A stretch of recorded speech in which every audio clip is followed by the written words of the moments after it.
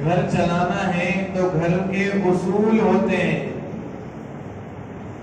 اولاد کی تربیت کرنا ہے تو اولاد کی تربیت کے اصول قائم کرتا ہے باپ، کہ بیٹے کو فلاں وقت پر اٹھنا ہے اور فلاں کام کرنا ہے اور فلاں کام نہیں کرنا ہے،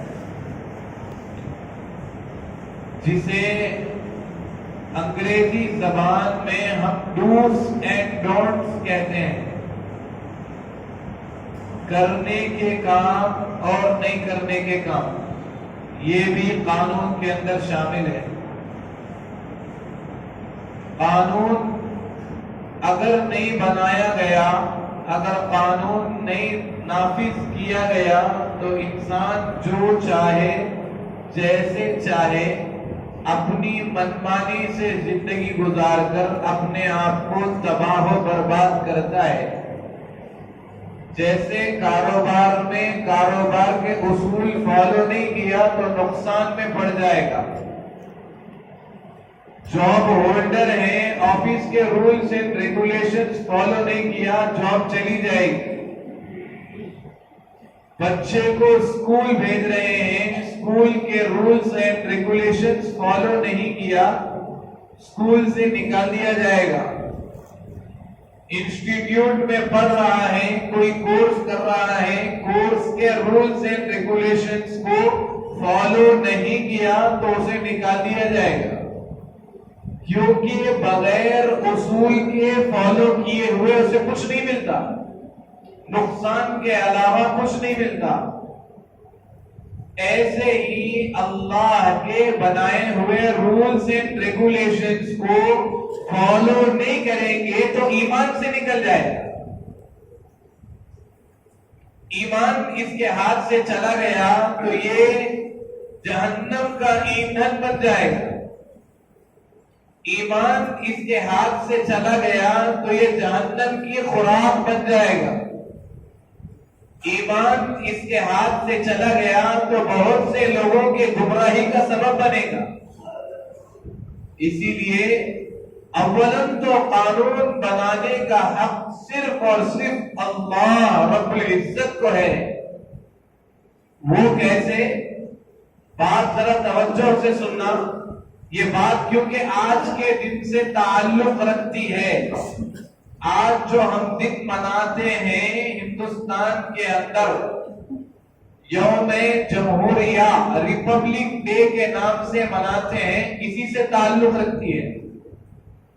اس کی کوئی حیثیت شریعت میں نہیں ہے، اس کا تعلق شریعت سے نہیں ہے، اس کا تعلق اسلام سے نہیں ہے، لیکن اس کے اندر شامل ہونا نہ ثواب کا کام ہے نہ گناہ کا کام ہے، یہ بھی یاد رکھیں۔ یہ ہے کیا چیز، اس کو سمجھانے کے لیے میں شروع سے بات لا رہا ہوں کہ قانون بنانے کا حق کس کو ہے؟ صرف، ارے بولو بھائی، صرف اور صرف اللہ رب العزت کو۔ کیوں؟ قانون بنانے والے کے لیے سب سے پہلے ما کان وما یکون کا علم ہونا ضروری ہے، یہ یاد رکھ لیں۔ اگر پین ہے تو نوٹ کر لیں، قانون بنانے والے کے لیے ما کان وما یکون، یعنی جو ہوا تھا اور جو ہونے والا ہے آگے، ان تمام چیزوں کا علم ہونا ضروری ہے۔ جو ہوا تھا اگر معلوم نہیں ہے تو غلط فیصلہ کر کے قانون بنائے گا، کیا ہوگا یہ معلوم نہیں ہے پھر بھی فیصلہ قانون بنایا تب بھی اس کی غلطی شمار کی جائے گی۔ اسی لیے یہ علم صرف اور صرف اللہ سبحانہ و تعالی کو ہے۔ جو ہوا تھا آدم علیہ السلام سے لے کے اب تک جو بھی ہوا تھا، اور آگے قیامت کے دن تک جو ہونے والا ہے، اس کے بعد جو ہونے والا ہے، دنیا کے اندر قیامت کے قائم ہونے تک جو ہونے والا ہے، یہ سارے کا سارا علم صرف اور صرف اللہ کو ہے، اس کے علاوہ کسی کو نہیں۔ تو یہ بات ثابت کرتی ہے کہ قانون بنانے کے لیے صرف اللہ حقدار ہے اور کوئی نہیں۔ دوسری بات، قانون بنانے والے کے لیے اس کے پاس قدرت کا ہونا ضروری ہے، یعنی قانون بنانے کی قدرت ہو. ایک بار قانون بنا دیا تو پھر نہیں بدلا جائے گا، چاہے کسی کا بھی ہو، کچھ بھی ہو، فیصلہ بن گیا بن گیا. لیکن یہ فیصلے میں تیسری بات آ رہی ہے، کوئی اپنا کوئی پرائے کا خیال نہیں ہوگا. اللہ رب العزت اپنے پرائے کا خیال نہیں کرتے، بلکہ جو فیصلہ چوری کرنے والے کے لیے ہاتھ کاٹنا مسلمان کے لیے ہے، وہی چوری کرنے والے کے لیے ہاتھ کاٹنے کا حکم غیر کے لیے بھی ہے. اسی لیے بخاری شریف میں اللہ کے نبی صلی اللہ علیہ وسلم نے فرمایا کہ حدیث کا ٹکڑا ہے کہ فرمایا اگر فاطمہ بنت محمد بھی چوری کی ہوتی تو خدا کی قسم محمد فاطمہ کے ہاتھ کاٹنے کا بھی حکم دے دیتا.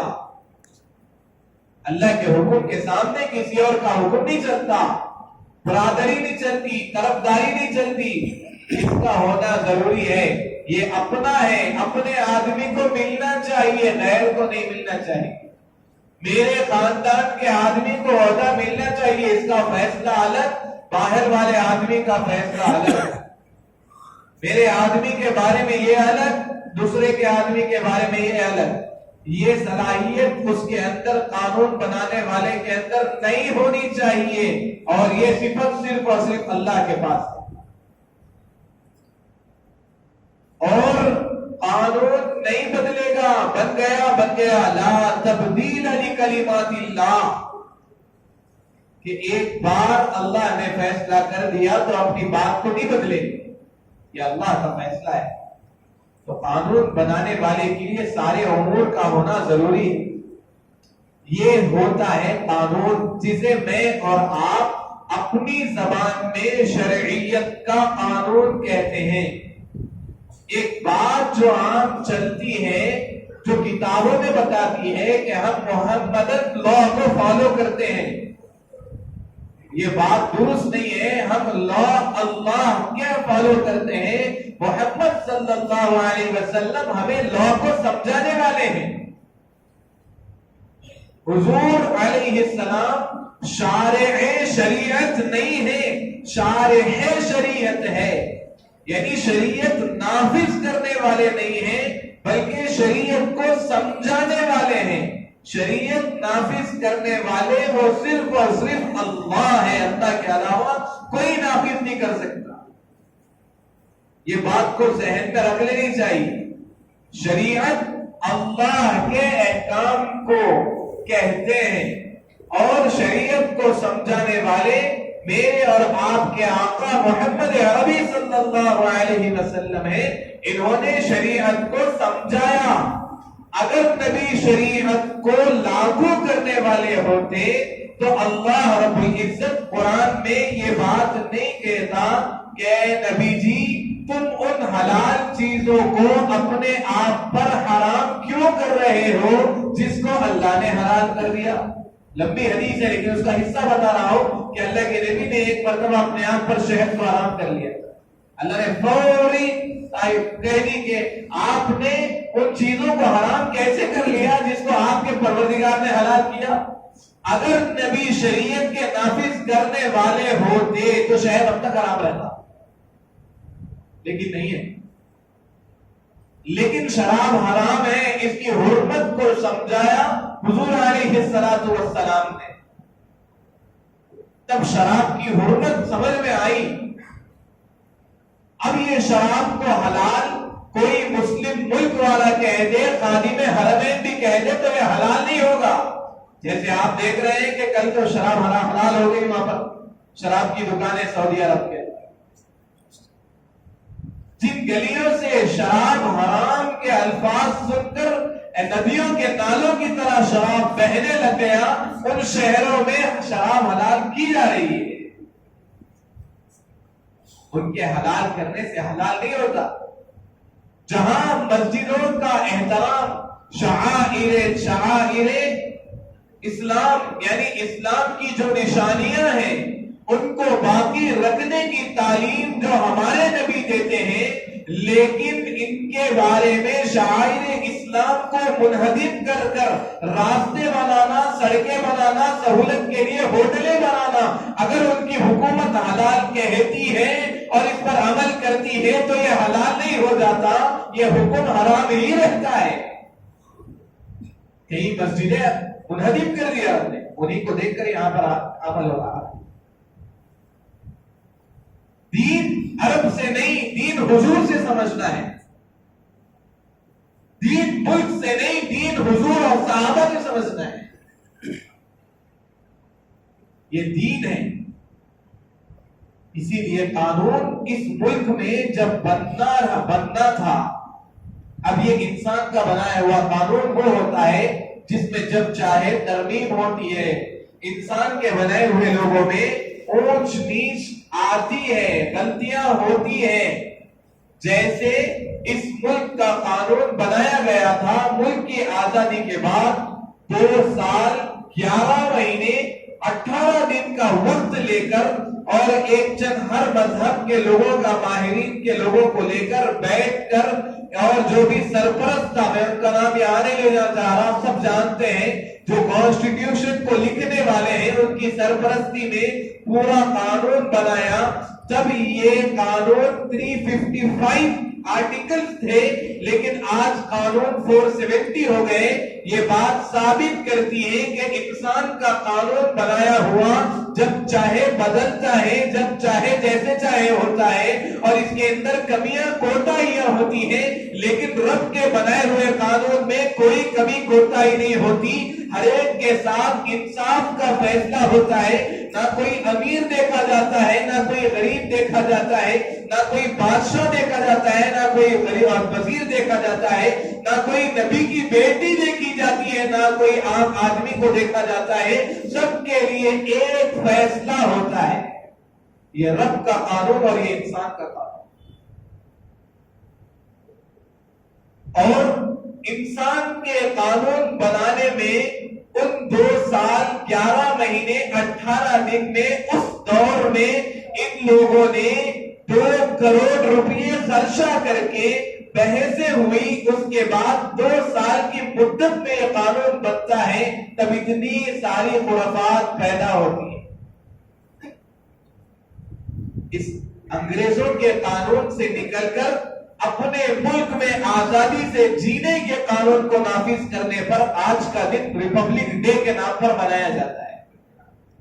اور ریپبلک ڈے کیا مطلب ہے؟ بچپن سے پڑھتے ہیں، by the people, for the people اور ٹو دا پیپل کہہ کر کہا جاتا ہے۔ لوگوں سے بنایا ہوا قانون، لوگوں کے لیے بنایا ہوا قانون، لوگوں میں بنایا ہوا قانون، حالانکہ ایسا نہیں ہے۔ آپ لوگ تھوڑی بنائے، ہر مذہب کا آدمی لیا گیا تھا۔ 590 لوگوں کی کمیٹی بن کر اس میں یہ کانسٹیٹیوشن بنایا گیا، تو کہاں بائی دا پیپل ہوا؟ یہ تو آپ لوگ مل کر بنائے، اور اس میں امیر غریب کا فرق کیا گیا۔ دیکھو، آپ خود دیکھ رہے ہیں، آپ کی اولاد اور ہماری اولاد پڑھتی ہے تو اس کو اوسی کیسٹ کی بنا پر کچھ اور ملنا چاہیے۔ اگر کوئی غریب خاندان کا ہے، چھوٹا ہے، اگر انہیں نہیں بھی پڑھا تو NIT میں سیٹ مل جاتی ہے۔ NIT معلوم کہ نہیں؟ نیشنل انسٹیٹیوٹ آف ٹیکنالوجی، یہ بڑے انسٹیٹیوٹس ہیں، ورنگل میں بھی اس کا بڑا انسٹیٹیوٹ ہے، وہاں سیٹ ملنا تو بچے بہت کوششیں کرتے ہیں، اور اتنا پڑھ لکھ کے محنت کر کے آدمی آتا ہے، ایگزام لکھتا اور اس کو سیٹ نہیں ملتی، لیکن ذات کی بنا پر کوئی آدمی 2 سبجیکٹ میں فیل ہوا، 4 میں پاس ہوا تو اس کو سیٹ مل جاتی، کچھ بھی آؤ نہ کو اللہ رضا ہونے پھر بھی سیٹ مل جاتی۔ کیوں؟ ذات کا فرق، برادری کا فرق، قوم کا فرق کیا ہے، لیکن اللہ کے قانون میں یہ چیزیں نہیں ہیں۔ اسی لیے میرے دوستوں اور بزرگوں، جس ملک میں ہم رہ رہے ہیں وہاں کا قانون کے دائرے کے اندر رہتے ہوئے کام کرنا یہ ہماری ذمہ داری بنتی ہے، اس کی خلاف ورزی کرنا یہ ہماری ذمہ داری نہیں بنتی۔ یہ شریعت ہمیں تعلیم دیتی ہے، لیکن ہمارے لیے مقدم شریعت ہے، پہلے شریعت ہے، شریعت پہ عمل کرنا ہے، شریعت پر عمل کر کر اس قانون کو مضبوط بنانا ہے، ورنہ ایسے قوانین کے اندر کتنے مسلمان بے قصور جیلوں میں پڑے ہوئے ہیں،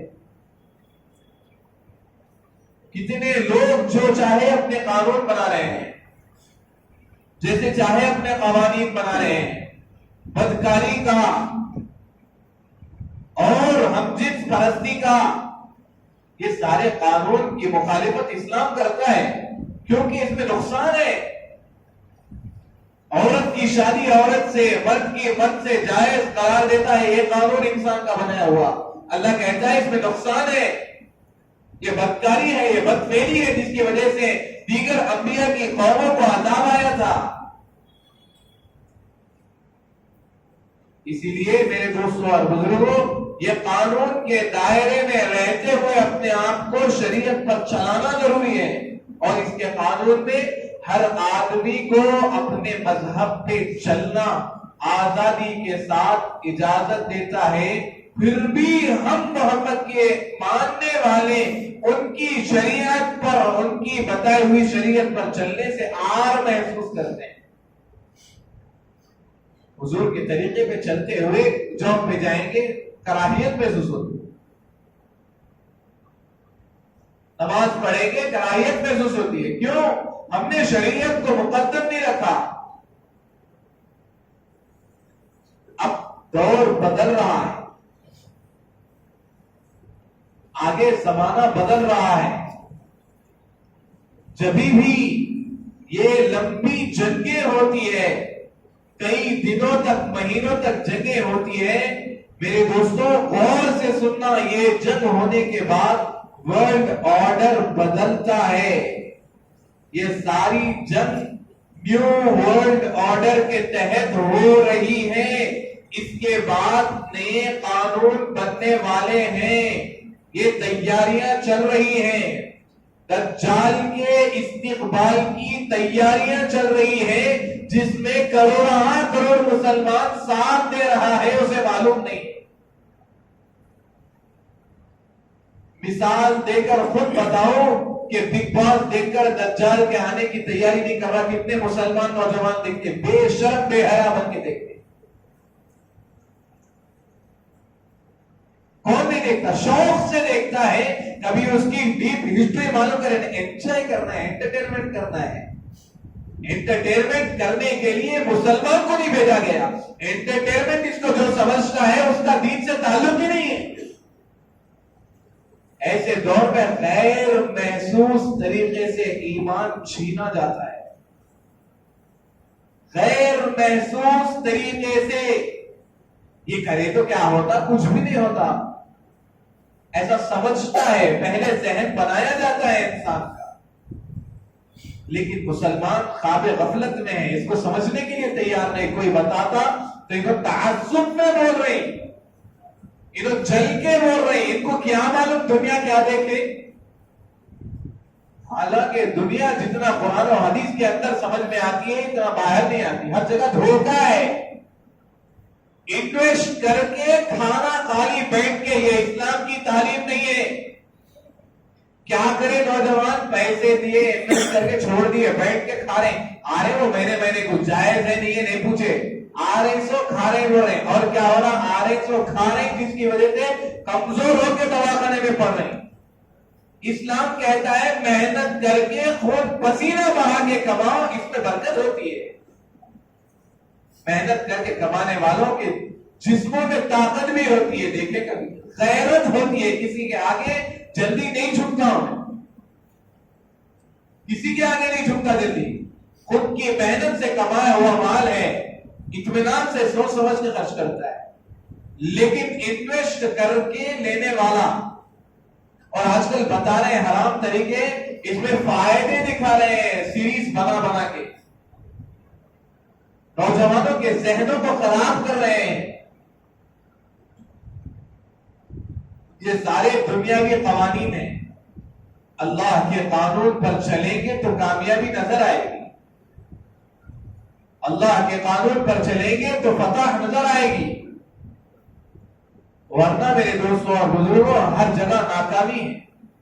دنیا کے ہر طریقے میں انسان کے لیے ناکامی ہے، چاہے مسلمان ہو چاہے غیر ہو، کیونکہ یہ انسان ہے. انسان اپنا خیال کرتا ہے، اپنے لوگوں کا خیال کرتا ہے، سب کو ایک نظر سے نہیں دیکھتا، لیکن میرا اور آپ کا اور سب کا رب سب کو ایک نگاہ سے دیکھتا ہے. محبت کرتا ہے ایمان والوں سے، اس لیے آزماتا ہے. بسا اوقات ڈھیل دے کر دیکھتا ہے. وہ رب جو ڈھیل دے دے کر دیکھتا ہے تو جب پکڑتا ہے تو پکڑنے کے بعد اس کی پکڑ سے کوئی چھٹکارا نہیں ہے.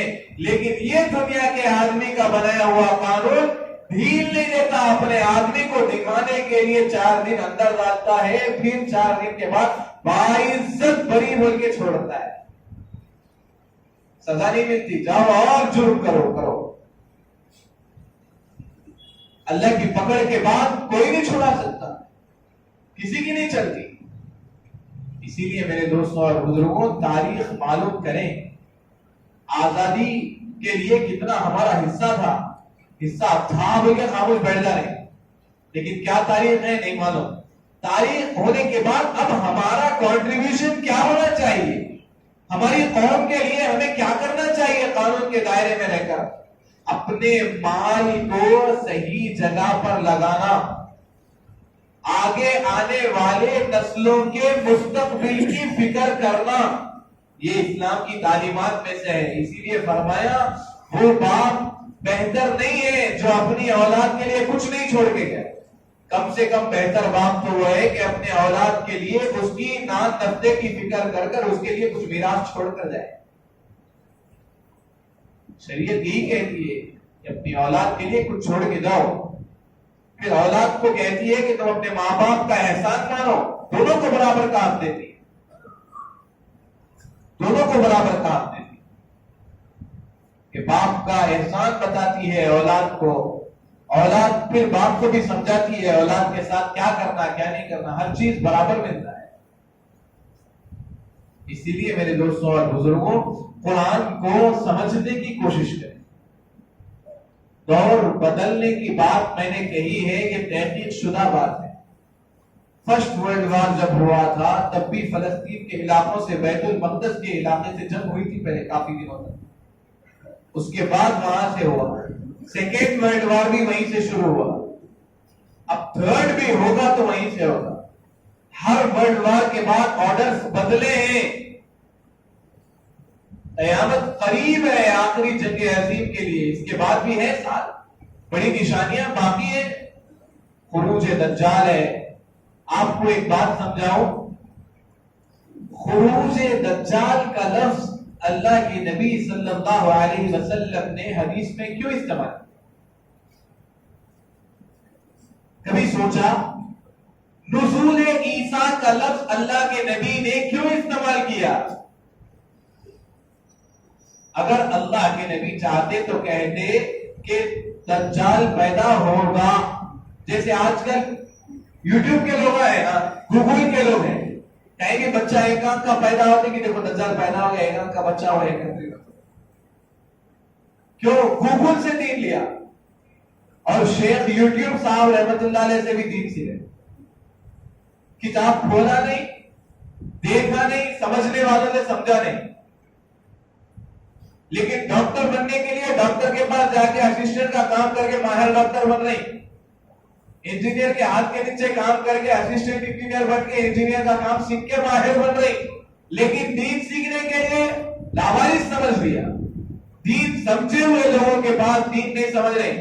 بھائی خود سمجھ لو، آرام سے بیٹھ کے خود سمجھ میں آتا پڑا. اللہ تعالیٰ بولے کہ یہ کتاب بڑی آسان ہے، اس میں کوئی شک نہیں، سب سمجھ سکتے. اگر سب سمجھ سکتے تو اللہ کے نبی ہمیں قرآن نہیں، اللہ کے نبی کو قرآن سمجھانے کی ضرورت نہیں پڑتی. آیت اتری فوری کہہ دیتے یہ آیت کر لو، تو صحابہ جیسے چاہے کر لیتے، حضور نے کر کے نہیں بتا. جیسے تیمم کا واقعہ ہے، تبوک کے موقع پر تیمم کرنا ہے، کیسے کرنا ہے؟ ایک صحابی پوری زمین کو لوٹ لیے تیمم میں، اور ایک صحابی نماز ہی نہیں پڑھے.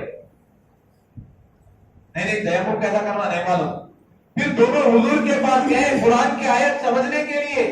تیمم کا حکم جو آیا کیسا کرنا ہے، مطلب جب حضور بتائے تیمم کا طریقہ یہ ہے کہ مٹی ہے، ہاتھ ملو اور اس کے اوپر ہاتھ ڈال کے تھوڑا جھٹکو اور تیمم کرو، چہرے پہ ملو اور دونوں ہاتھوں پہ ایسا پھیرو. یہ تیمم ہے سکھلایا. اگر اللہ کے نبی ایسے سمجھ لو قرآن ہے، اللہ تعالیٰ بولے آسان سمجھنا ہے، جیسے آج کل بول رہے ہیں سمجھ جاتے، اتنا دماغ اگر ویسا سمجھتے تو اس سے آسان دنیا ہے. دنیا تو ویسے سمجھ جانا چاہیے. پیدا ہونے کے ڈاکٹر دینا، اس کے کان میں سٹیتھوسکوپ ڈال دینا، ہاتھ میں انجیکشن دینا، جہاں سرجری کر گیا بول دینا.